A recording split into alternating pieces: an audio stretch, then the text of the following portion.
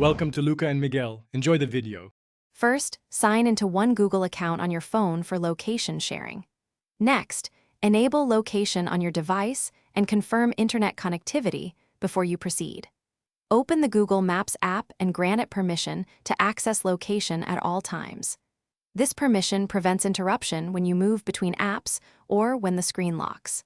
Allowing background location typically takes under 2 minutes to confirm in setting. Open Google Maps and tap your profile icon in the top right. Choose Location Sharing from the menu to start the process. Tap Share Location and select how long to share, for example 1 hour or until you turn it off.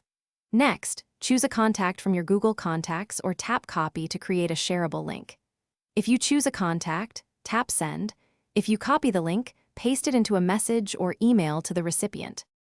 To stop sharing, open Google Maps and return to location sharing immediately. Find the contact or link listed under Active Shares and tap Stop to end sharing. You can also change the duration at any time and extend sharing if needed. If you used a link, disable it to revoke access and prevent anyone with the link from seeing your location. Regularly review Active Shares in Maps to confirm who has access and remove any contacts you no longer trust.